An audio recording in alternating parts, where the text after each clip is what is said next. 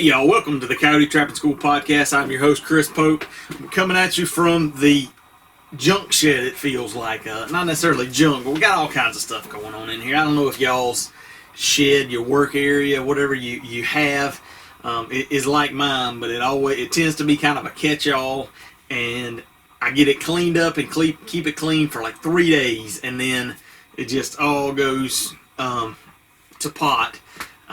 But I've got a lot of stuff that I'm working on here, and that's part of my problem is I have a hard time staying focused on a singular thing. You know, my mind just is always bouncing around to different things, and so I'll get an idea and work on one thing, and then maybe if I'm lucky, I actually get that thing done before I transition to another project. But more often than that, I get something started and then have another idea that I like better, and so I start that, and so that's kind of what I've got going on here. So I don't think I've showed this to my YouTube audience yet, or the podcast audience. You can see it if you're podcast listening on my Instagram and Facebook. It's been probably a week or so since I posted, but this is something I've been working on. Fur stockings for Christmas, trying to get these rolled out just in time for Christmas. I actually already had an order for all of the raccoons that I had tanned, so I'm working on trying to get those finished, and I want to get that done. And I've got my fur hanging over here. I want to get that done, and kind of have a representation of each: gray fox, red fox, beaver, otter. I think that would be really cool. So that's what this fabric here is that I'm working on. I've also got a couple of beaver tail belts I'm working on right now. And then I've got some wallets and just some different things going on. Staying busy. That's what I like to do. I always got something in mind. So I do know that as of right now, the Georgia Trappers Association is still planning on having their convention. It's going to be September 18th, I think. Let me look it up right quick. I think it's going to be September 18th and 19th. And as of right now, I've got to call and try to make a reservation. But my plan is to actually have a booth there. Hope to have some trapping bags and some wallets and stuff. So I haven't really been posting a lot of stuff about the wallets because I'm trying to get a little bit of a head. So I've got a little bit of inventory up to now. All my beaver tail stuff, I've just been kind of, as I make stuff, selling or making it for specific orders. So by all means, if you want a beaver tail wallet or belt or anything like that, get with me and I'll get you worked in. But if you're anywhere in the South and feel like making the drive, it's going to be in Dublin, Georgia, which is right on I-16. So it should be pretty easy access. But hope to see you there. Be sure to look for me. Hope to have some fur stockings and then beaver tail paraphernalia, and then hopefully some of my trapping bags as well. So plenty to do in the next month. So outside of that, because I know a lot of places aren't having it, especially the nationals are canceled, and I don't know how a lot of the states are handling it, but if your convention has gotten canceled and you need some supplies, bait and lure, whatnot, be sure to go to Cox Bros Lures, and they'll get you set up with whatever you need. I already got my lure and bait order in, and I've got that in. That's the one great thing about them is it's always quick shipping, quick turnaround. So I'm trying to think through any last minute things I need, because I don't know if y'all are like me, but I always wind up in the middle of my trap line. I'm like, man, I needed that. I should have got that. I should have ordered that. So I'm trying to think through kind of last minute stuff and get another order in, because hunting season's rolling around. I got my bow on the freezer behind y'all, because for whatever reason a chest freezer works out perfectly for additional storage, and then you've got to clean that off. That all goes to the workbench so that you can get in the freezer, and so it's just a massive merry-go-round of things. But anyway, I got my bow, because trapping season or bow season will come in about the same time. Should be mid-September here in Georgia, and I have got some deer here in the yard that have massacred my garden, and I've got a personal vendetta to reduce their population here locally. So got my bow all tuned up, got some new arrows ready to knock that out, and we'll see if we can't get a few bow hunting videos in too, just to kind of spice things up a little bit. But anyway, that totally got sidetracked. But whatever your needs are for the upcoming trapping season, visit Cots Bros Lures, and they'll get you set up for whatever you need. So now, today, we had an interview with Linda White. Linda White is a New York trapper. Her and her husband run a trap line together, and then also operate Sawmill Creek Bait and Lures. And then Linda also operates Trapping Girl Inc. And so we kind of talked through how she got started in trapping, of course, and then how she came to operate and come up with Trapping Girl Inc. and just the perspective that a lot of us guys don't think about of women on the trap line and different viewpoints maybe, or different things that women see, because obviously we think differently, right? And so I shared in the interview, I shared an what's the right word? I'm trying to think. An experience that my wife and I had early on that I could see after the fact it was a learning opportunity for me and preparing me for having kids, and toning down my expectations for kids, and it worked out good. And but it's kind of a funny story, and me and her get a kick out of it, probably me more so than her still. But it's just different perceptions, different concepts, and then there's so much that us trappers take for granted just from being outdoors, being exposed to what we've been exposed to, a lot of us, for our whole lives. And then somebody coming in, kind of off the street that's green and doesn't, kind of know the ways of the woods. And, there's a huge learning curve there just in, general woodsmanship for somebody. So I think that's important to understand, and that's an important thing for us to try to pass on. And I really appreciate what Linda's doing with women in trapping, because it kind of sounds like from talking to her that it's not so much of, obviously we're all interested in getting more people interested in trapping, but sounds like there's maybe more women trappers than we realize. But it's such a kind of male-centered industry, so to speak, that maybe probably a lot of the women kind of keep to themselves and just do their thing. And so we talked through that, and then also promoting trapping among kids, some of the things that they do to promote trapping among kids. So really a great interview. Just, man, I really enjoy talking with people, talking trapping.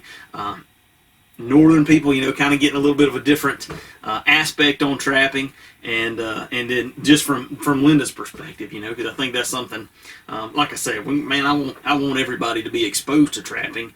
It doesn't mean everybody's got to be a trapper, but if they have positive experience with trappers, then maybe they won't be against trapping, and that's ultimately what we need. We don't need everybody to be a trapper. We just need everybody to support trappers and realize that, hey, those trappers aren't the bad guys that PETA, the bad guys and girls that PETA made them out to be. They're doing something that's legitimate.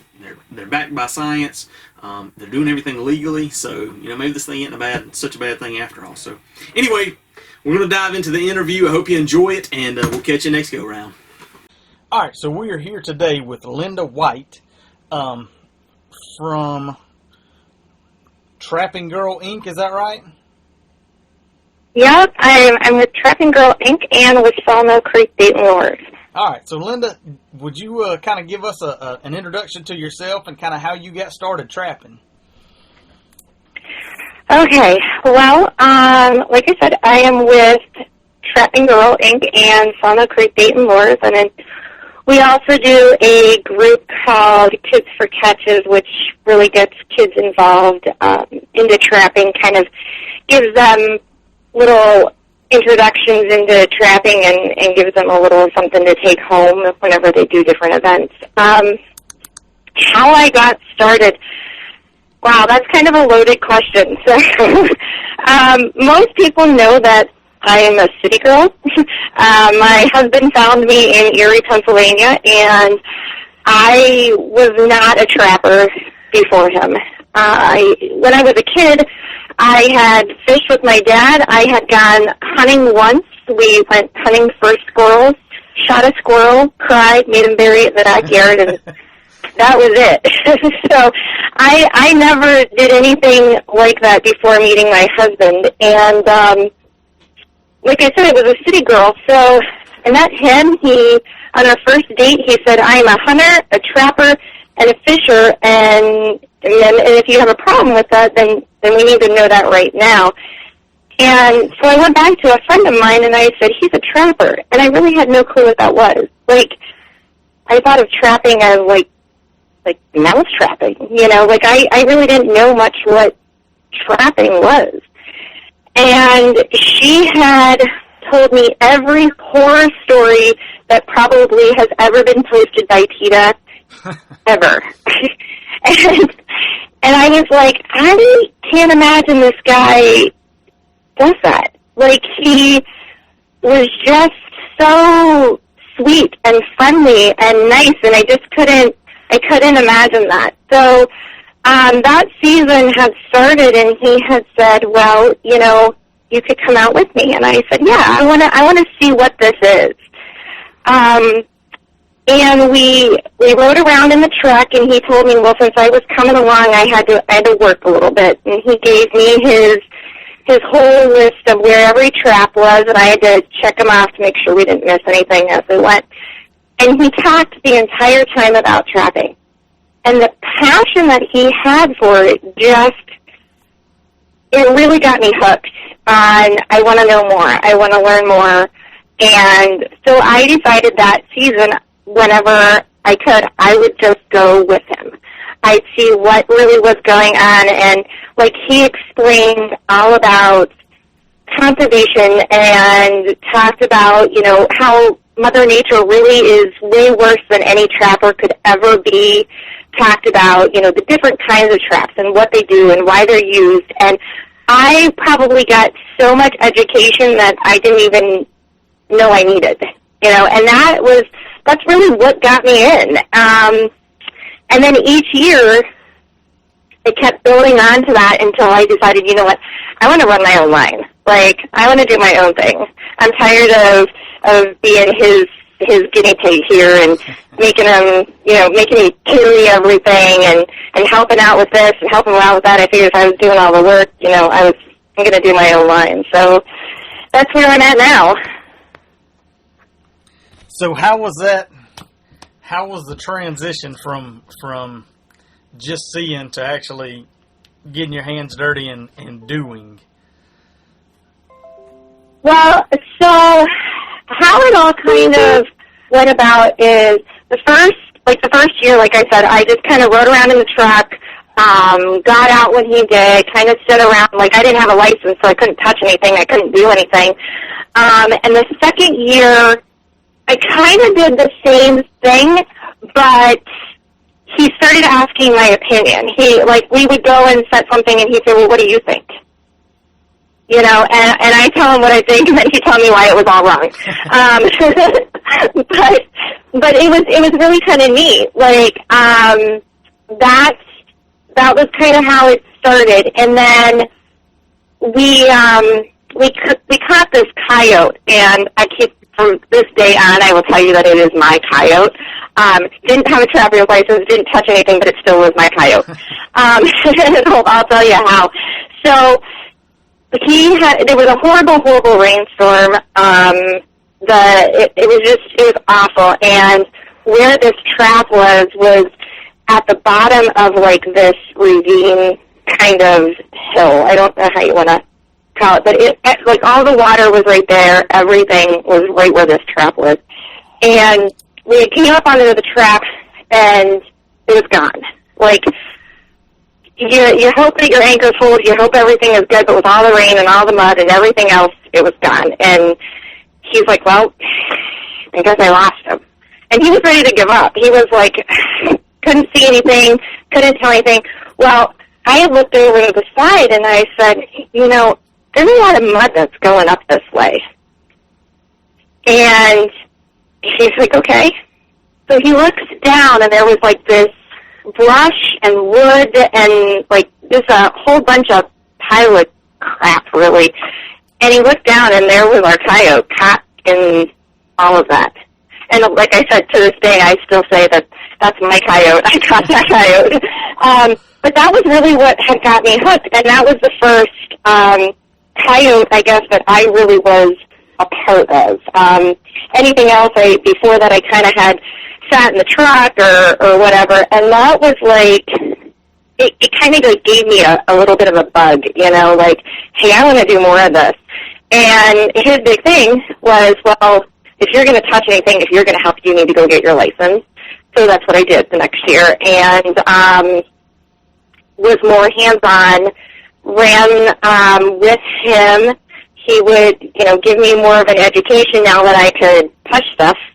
And then after doing that for a little while, it was kind of a natural progression, really. Like, we wanted to expand our line. We wanted to really kind of venture out more, but to be able to do that, I needed to be more self-sufficient, and I was. So do y'all kind of run in tandem now when y'all run together and you pull up and both of you set a trap, or how do you manage kind of your trap line now? So, well, last year when we set the line, that's what we did. We would kind of pull up to someplace, and I would go set my traps in one area, he'd go set his traps in another area, and then we'd get out. This year, so far, we've picked up like 10 new farms, and we've really expanded the mileage of where we're going, and that's going to be kind of an issue. So I feel like we're going to end up this year, I'm going to start on one end, he's going to start on the other end, and try to meet in the middle kind of thing, because I'm not sure how else we're going to get it all out. Like last year, the first week, he always takes the first week off of land and then the first week off of water. And like I said, last year, he helped me set everything up, and then he pulled a few of his traps out whenever he went back, and I pretty much ran everything else on my own. And then until like the weekends where he was able to go with me and all of that. I'm self-employed, so it's really kind of nice. Like, I can spend all morning out on the trap line and then come home and spend all afternoon, evening working. So I make my own schedule, which is really nice during trapping season. Yeah, definitely. So what are some of the challenges? I guess that may or may not be the right word, but some of the things that maybe didn't come so easy to you that or to a woman that men don't really think about. Anything come to mind? Actually, that's how Trapping Girl all got started, because so when I started like really going out on the line and setting my own traps and kind of doing my own thing, he got me this bag put all together with everything that he had in it.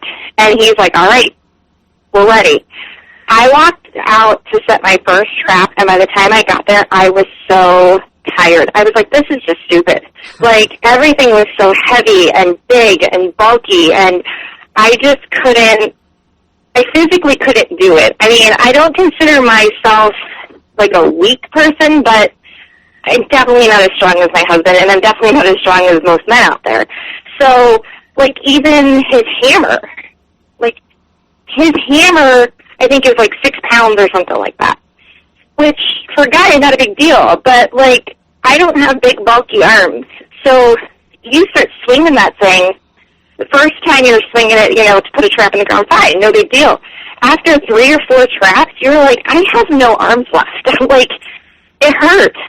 So it really, for me, the biggest thing was getting equipment that was my size, like a 2-pound hammer that was evenly weighted, so it didn't like pull back every time I pulled back. Setters, things like that, gloves that fit my hands, things that were more my size. And that, like I said, that's how Trapping Girl all got started, because when I went out, I realized, from going to the conventions that we went to with the bait and lure business, I realized that there was no way I could find anything that really fit me. So I was going to have to put it out there. Gotcha. So what kind of stuff do you sell that stuff on your website, online, and what all kind of? Yeah. So we have actually, like, Trapping Girl has kits that, they're starter kits. So we're not expecting anyone to run a full line with what we have, but it'll get you started and then give you something to build off of. So we have a land, a water, and a skinning kit. And it comes like our land kit comes with a bag. It's got setters in it. It has traps. It has the hammer. It's all lighter weight equipment. I think we had put it on the scale, and with everything that we had minus the traps in the bag, it was like 19 pounds, everything. So, I mean, that's your hammer, all of it. So that's a big difference. Same thing like for the water trapping. We've got setters in there, we have stands in there, and just a lot of the lighter weight equipment so that it's easier for a woman and that they're not going to be frustrated. You know, that's the big thing. Like, that was one thing that was hard for me because I would use his equipment, what he had pulled out for me, and it wasn't really fun. It was just frustrating. And like I said, by like the third, fourth set, when you're trying to pound that hammer, like your arms are so tired. You're like, all right, I want to go home now. And when you're running a big line, you can't do that. Right. So what is y'all's trap line over the last few years? What does it kind of look like? How long do you tend to run it, and how many traps are you running? And another question is, y'all are in New York, right? Yes. So how do you So we fight a lot of snow. Yeah, exactly. How do you fight the snow and the wet? So last year, I ran from October 25th when we started, and I think I pulled out a little bit before the end of this season. I want to say I was done roughly around like the 1st of February, because I think I was out before season was done. And I strictly really am more of a land trapper. My husband is a huge water trapper. He loves water trapping. If he had any choice, he'd rather do that than land trapping all day long. I think he's crazy. I don't like to get wet. But so, yeah, it's really a challenge up here because, like in our fall, we're constantly battling rain and just the change from warm temperatures to cold temperatures to warm temperatures to cold temperatures, and it's the same way in the winter. I personally, and my husband does too, is I don't know if you've ever heard of Mark Zager and his pipe dream set. Yeah. But yeah, so we actually, I was all about this. I had watched, demos and everything that Mark had done, and so I actually went to his class, his Coyote class, and I learned all about it. It's a great class if anybody ever wants to learn more about what Mark's doing. He really does a really great class. But so I use his method where you dig out your bed, you fit your trap in there, you leave space underneath, you put a screen over top, and then you put grass to cover your trap. Yep. So when you're bedding your trap, you're covering it just with grass. There's no dirt, there's no nothing. And then in the winter, you're using salt around the outside of it and doing the same thing. So what that actually allows to do, and obviously Mark can explain it better, but like if you ever watch his demos, he talks about how that allows the rain and everything to kind of seep through and not clog up your trap. And that helps so much. So that's kind of how I've done it.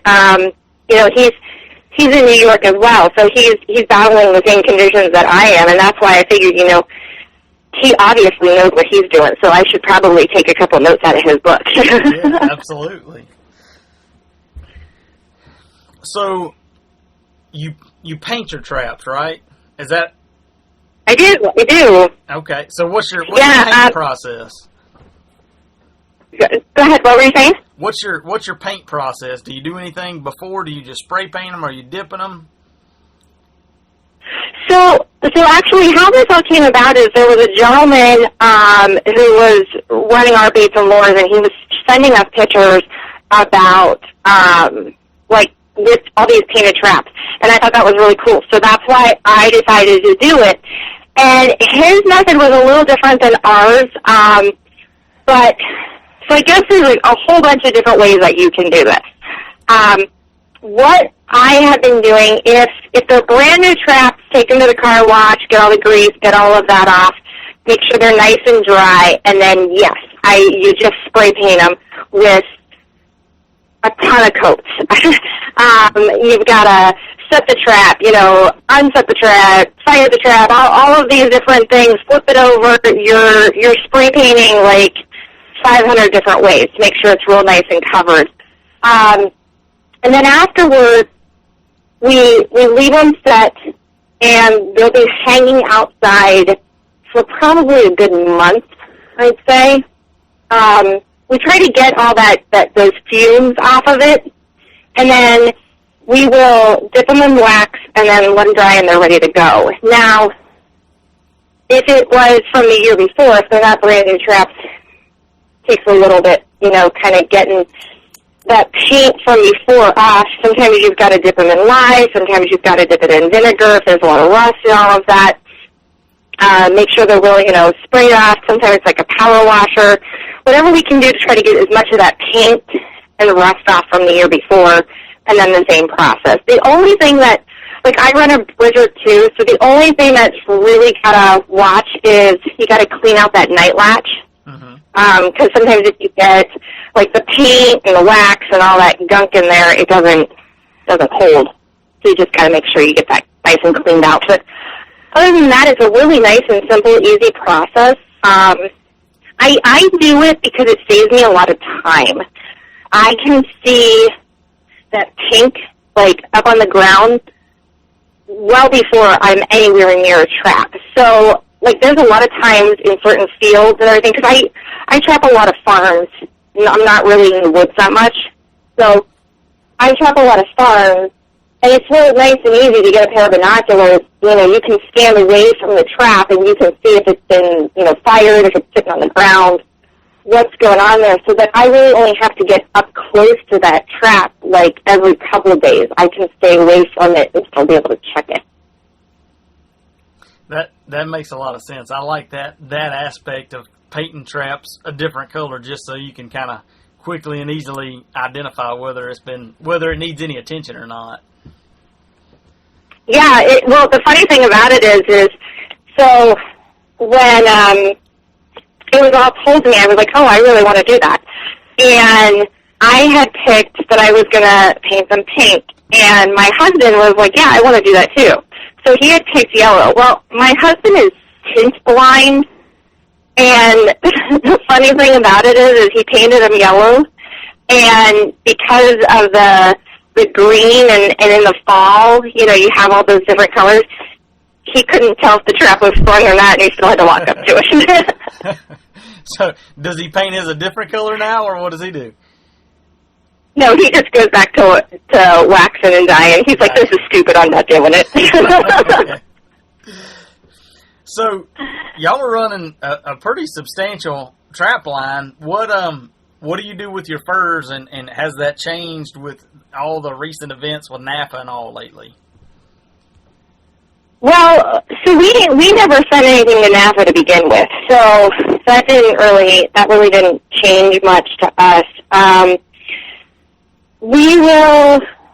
We'll skin them out, and then normally we will sell as we go. Last year, I held on to my fur and sold it at the end of the year, and quite honestly, I was kind of mad that I did, because with everything that hit with the COVID and all of that, my husband got way better prices towards the beginning of the year than I did, at the end of the year.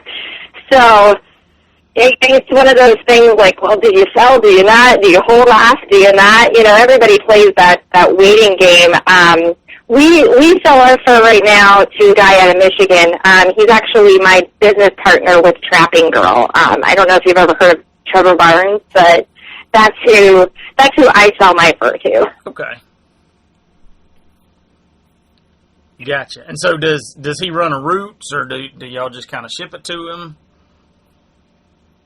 No, actually, last year he came down here. Prior to that, I had sold our fur to Grunwald. But last year he had came down here, and he's doing routes all over the place. He's out of Michigan, and he goes out to Wisconsin. He comes out to New York. He's everywhere. So it was kind of nice. He came here, and we had some guys who stopped and sold their fur as well, and had a really nice kind of weekend of everybody selling their fur. It was kind of nice. Gotcha. Do you have any insight into what the upcoming fur market may look like? I don't. I wish I could tell you that, but I don't. I don't know that anybody I'm does. sitting wondering just as like you are. Right. Yeah, that's I don't know. It'll be interesting. So It will be. I'll tell you, that's the only thing that's good, I think, about the fact that we have a bait and lure business as well, because, like, obviously we trap for our fur, but we trap for so much more than just that as well. You know, like when we have the casters and beaver meat, and there's so many things that you can use out of the animal that, like, for us, it's really cost effective to be, you know, the more we trap, the better it is that we're not, you know, buying to make the products, you know? yeah, no, that makes complete sense, and us in the South can understand that more than a lot of folks, because, you know, there's, even on a good fur market year, our fur still isn't worth that much. So nobody down here is trapping strictly for fur money. It's either the love of it, or you're getting paid by landowners or something like that, you know. So that's Right. it makes sense. So you I believe recently started a column in the American Trapper magazine called The She Side. Can you tell us a little bit about that, and kind of the reception of that, and how much interest you've had from women, you know, in doing the column? Yeah, so actually how that came about is I was speaking with a few people from the NTA, and it has been something that the NTA has been wanting to do for quite a while.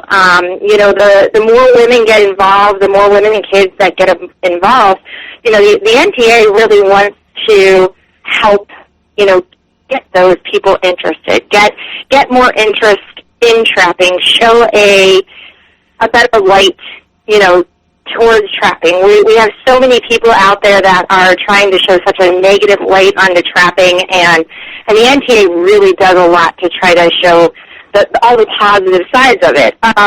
And sometimes I know, as a woman, like, it's hard to take advice from all of the men, you know. You go to these demos, you go to the conventions, all of that, and there's so many men that you see in trapping, but you don't really think about all the women that are involved. A lot of the times people will think, oh, well, their wives are just tagging along, you know, not thinking, like, hey, she's probably running her own line as well.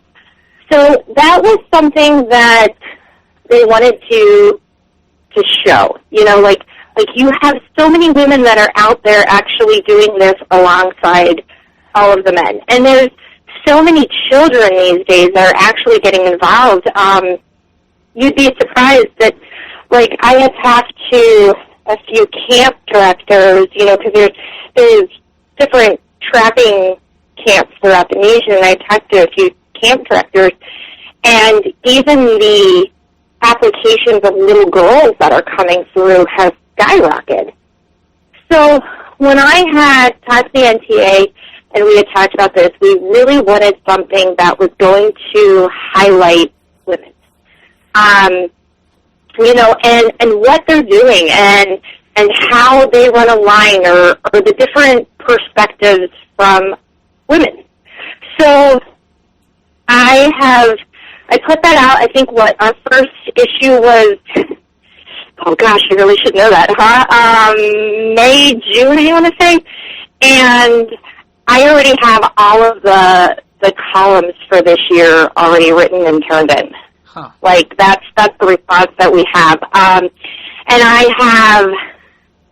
have the next probably 3 or 4 almost done as well. Like, the response has been amazing, and not just by women, by men as well, who have said, this is great. This gives my daughter something to read. I think it's wonderful to see women getting involved. Hopefully this will, show my wife, hey, she could come along, because really, I think sometimes it can be intimidating to women. They think that they have to be, right down in the mud and dirt and dispatching and all of that stuff. And honestly, like my husband said, it was nice to have somebody ride around and scout and keep track of the book and, those things when I first started. So you really can be as much or as little involved as possible, and I guarantee from a husband's point of view, they'd love to have you, Yeah, definitely.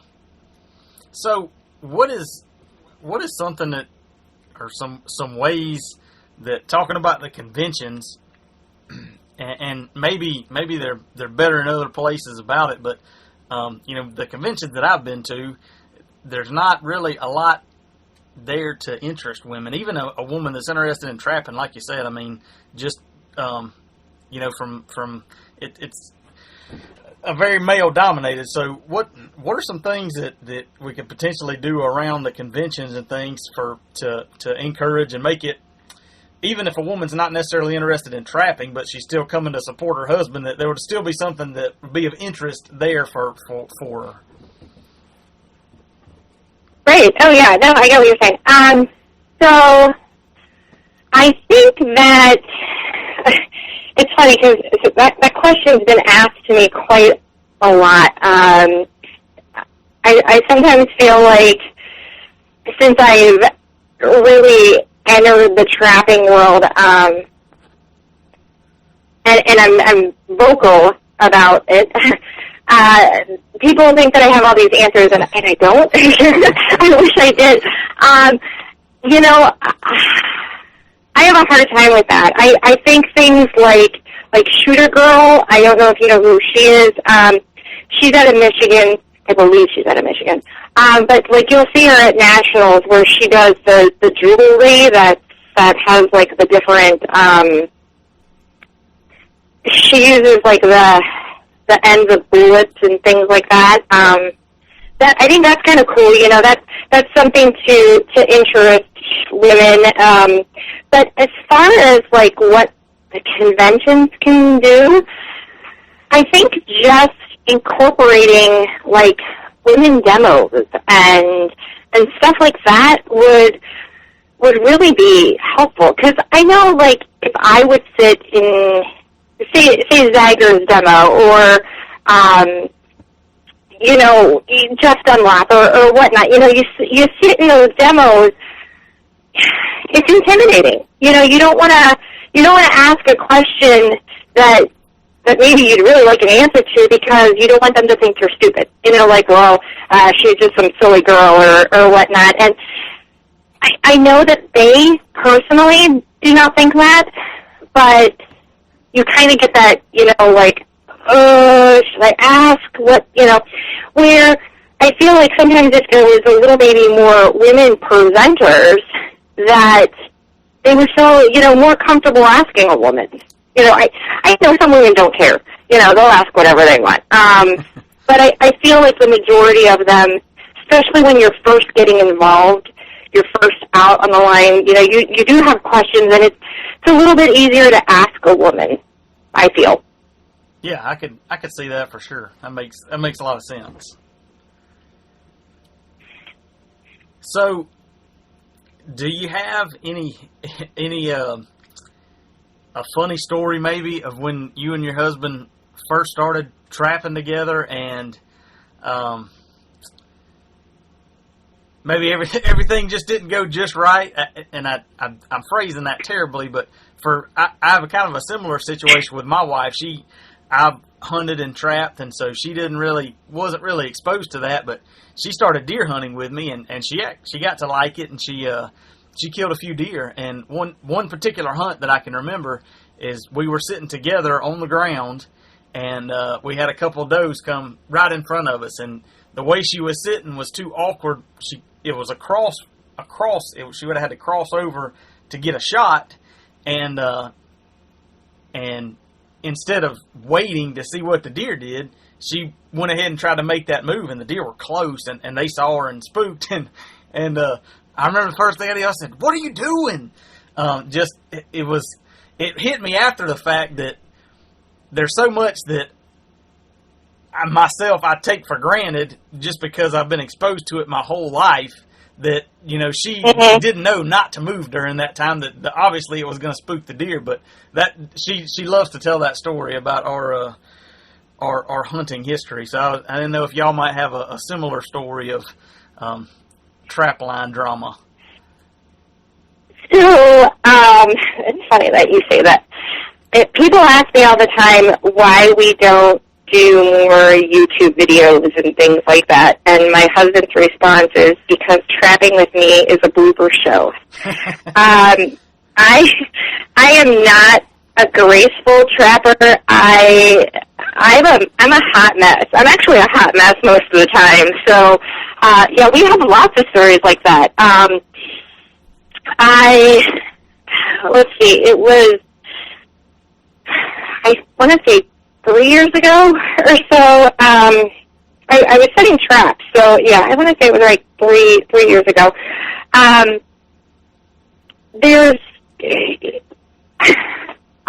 always have to wear, like, in the winter, something really warm. I get cold all the time, so, like, snow pants or whatever. I'm, like, bundled up beyond bundled up. And there's this one spot that we have that's kind of like, it's a crossing, but it's kind of like on a hill a little bit. And I was sitting on the other side of the crossing, and I came over next to him, and I had slid down the hill on my butt. And I was like, well, I'm already down here. So I'm, like, laying next to his trap, making snow angels and stuff. He's like, what are you doing? Like, you should have saw him. His face was like, there's scent everywhere now. I'm like, well, I fell down the hill. There was going to be scent anyways. I didn't see what the big deal was, and he, like, almost lost it. Oh, my gosh. Yeah, so there's things like that go on our line all the time. I've stood in the middle of a field and screamed because I have lost my boots, and I just kept walking. I rode our sled. We have, like, a sled that we take in the winter to put our coyotes and stuff. I've rid that down the hills. So I'm kind of a hot mess to trap with. But, yeah, there's probably more stories than there are of non-funny stories that happened on our adventures. That keeps things interesting, huh? Well, yeah, and it's funny because so we're always taking kids and stuff like that out with us. And one year we were water trapping, and we were teaching this young gentleman what to look for, different signs and all this stuff. And his dad had came with us. Well, it was during hunting season, and where we water trapped, across there, it's state land, and there was open area for him to hunt and all of that. So his dad stood back because he's like, well, just in case, I see something, I can shoot it. So his dad stood back, and he could hear us while we were setting these traps, and I had fallen in the water and everything else. And we come out, and he goes, I've never laughed so hard in my life. He's like, what was happening down there? And Michael, he's like, that's just Linda.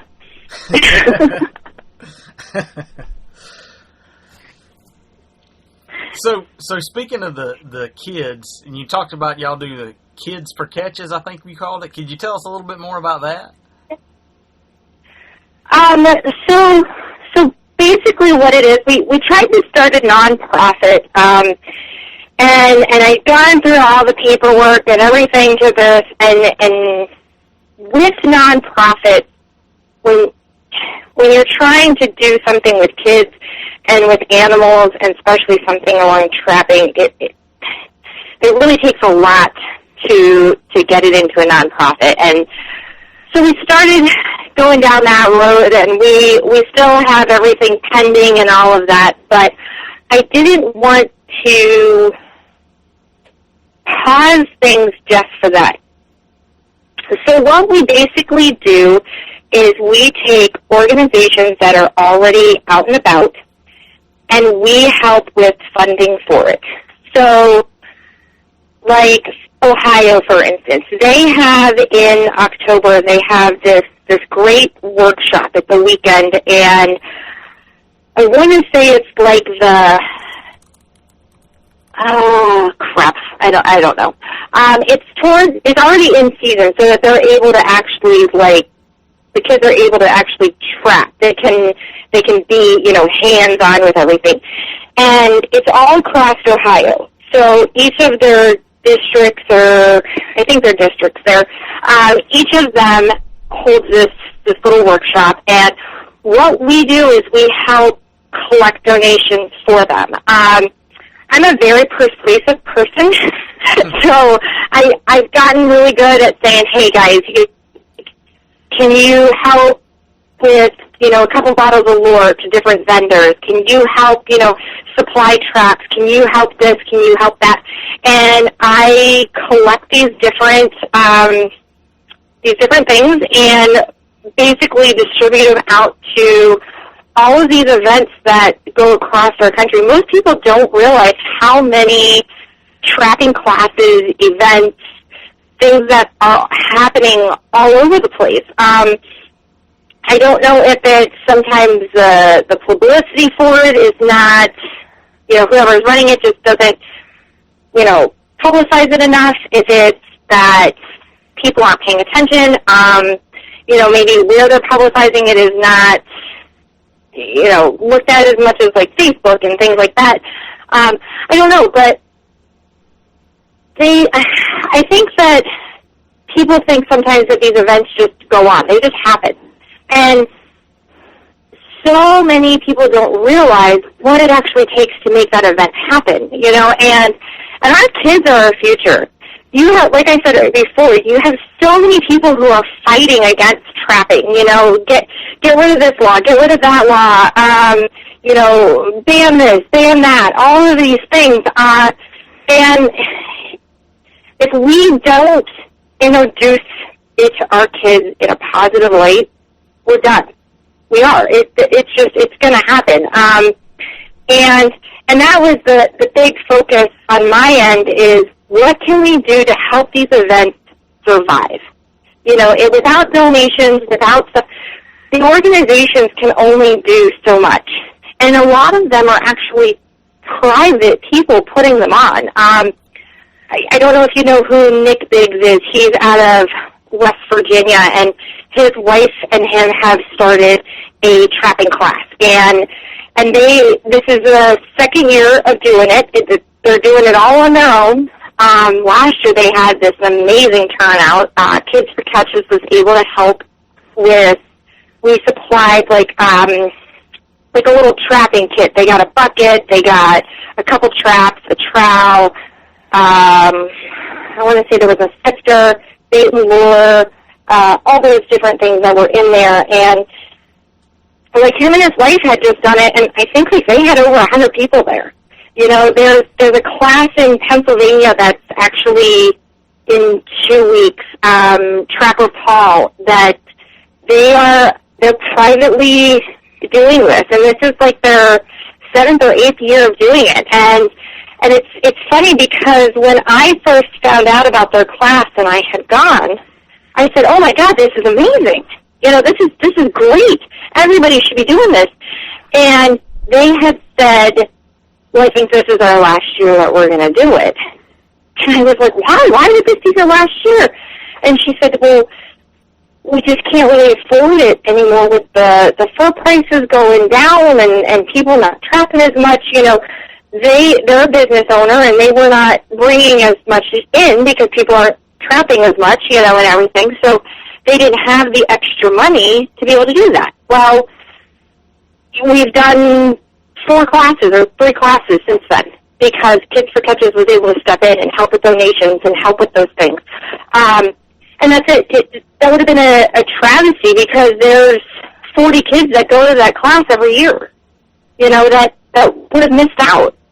And the cool thing about it is they come home with a trap and they come home with these different things. And I had one lady that said, it was so neat. She's a single mom and trapping isn't her thing, but she said it was really neat. We went behind the house and we have some land, so he got his license, we went behind the house, and we set a trap, and he caught a fox, and now they're setting their own, 5 or 6 traps behind the house, but they've got their own little line, and that would have never happened without events like this. Right. No, that's like you said, we're not going to have it if we don't pass it along for sure, so. Well, and also, like my husband always says, when you have these classes, not every kid that comes out of it is going to be a trapper. It's just not going to happen, But at least they learn what it really is, and you don't have an anti-trapper, Right.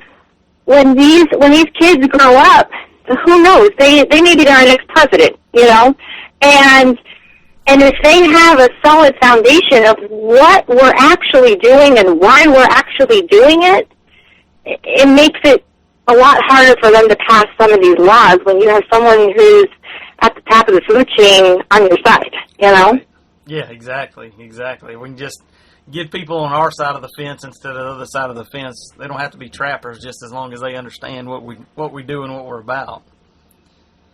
Right, absolutely. I think that education is our biggest thing. We really need to educate people. It's easy to sit online and you have these keyboard, bullies that, this and that, and 2 years ago, well, I guess it was about a year and a half ago, I had a whole bunch of PETA people all over my Facebook page and all of that, and it would have been really easy to sit there and call the names or, say all this crap back, and I had death threats and all that stuff. But if you're going to say something back, educate them. Right. Tell them what you're doing. Tell them what's going on. Don't just try to add, fuel to the fire because when you're nasty about it, that's all it's doing. Like, oh, well, look at this trapper being all rude and educate people. Because the more you educate them, the more you give them the facts and the truth, they'll see what we're really doing and why we're really doing it. No, you're exactly right. Not with those people, I've had the same issues with all of a sudden somehow your Instagram or your Facebook gets shared with the wrong group and it just, man, it's a disaster. But you can tell whether somebody's is open to any consideration or of hearing your side of the story versus the ones that are dead set they're not going to, and that's there's some of them that right. I just block and delete, but some of them, if I can see a little thread of they may be willing to at least hear my side, then I'll try to offer out there what we're doing, why we do what we do, and that it's not just a bunch of bloodthirsty mongrels, but oh yeah, really. So that brings us back around to your friend when you met your husband that told you all the terrible PETA things about trappers, were you able to sway her in a different light or different direction, or Well, so no, I wasn't. And it's funny because so my husband always asked me. I'm obviously not friends with that girl anymore, but my husband always asked me, like, he never knew how we became friends in the first place, because I'm very much a Republican. I've always been very much a Republican, and she was very much on the other side of the fence about everything, about every issue. And I always told my husband that's part of the reason I think we became friends, was because it was interesting to me to see what the other side was. And she was very intelligent. She is very intelligent. And you know how, like, they always say opposites attract, you know, those kind of things. And it wasn't that she's not one of those people who are like, well, you're stupid for, you know, not believing what I believe or whatnot. She had some very good arguments. She had some very good points of view, and it was just interesting. I think that's what it was, you know, to see why people think the way they did, and we were able to agree to disagree, you know. But yeah, when she had told me all of that, it was one of those things like where I was like, I can't really believe that's true, you know. And some of those stories that are on, you know, that PETA spreads around, and, you know, skinning things alive and all of that, like, you gotta almost sit back and be like, why would somebody believe this to begin with? Right. Like, why would you think that? Like, could you imagine actually trying to skin something alive? It doesn't make any sense. You've obviously never been around the animal if you think that you could do that. You know, so I mean, you know, that was, no, we never came to an agreement that this was an okay thing. But, you know, that's all right. You know, like, it's okay. Those things, you know, everybody's going to have their own opinion, so. That's right. Well, Linda, I really appreciate you taking the time and spending some time with us. Give us a rundown of where people can find you, and you know, anything else if you have any closing thoughts or anything you wanna leave everybody with. Well, you can find me on Instagram under Trapping Girl. You can find me on Facebook, Linda White, or Trapping Girl or Sawmill Creek. We have a full range of bait and lures, and then also with, you know, the different kits and everything that I had told you about, and apparel for women as well. Something that I'd like to leave everybody with. You know, I guess my words of wisdom would be, people are always watching. Make sure you are giving trapping the positive light that it needs to have. You know, with Facebook and Instagram and everything that is out there, you know, when you post a picture these days, it's shared 5 billion times. You know, like anybody can get that, and no matter if you delete it or whatever, somebody could have taken a snapshot or whatnot. So we have so many things that are against us these days. I would say that would be my words of wisdom. Make sure that you know, somebody's always watching, whether it's the guy on Facebook, whether it's your kids down the road, whether it's, you know, whatever. Make sure you're leaving trapping in the positive light that you want it to be seen. That's very well said. And even in the woods, I've gotten paranoid now about you know, there's trail cameras everywhere, and people have the cellular trail cameras. Like, man, you're exactly right. Somebody it's best off to always operate as if somebody's watching, and you'll stay on the right side. Yeah. Yep. Well, Linda, definitely. I appreciate you. I appreciate you coming on. I appreciate you taking the time. I wish you lots of luck this coming trapping season, and maybe we'll follow up again. See after season and see how everything went. It sounds great, Chris. Thanks so much.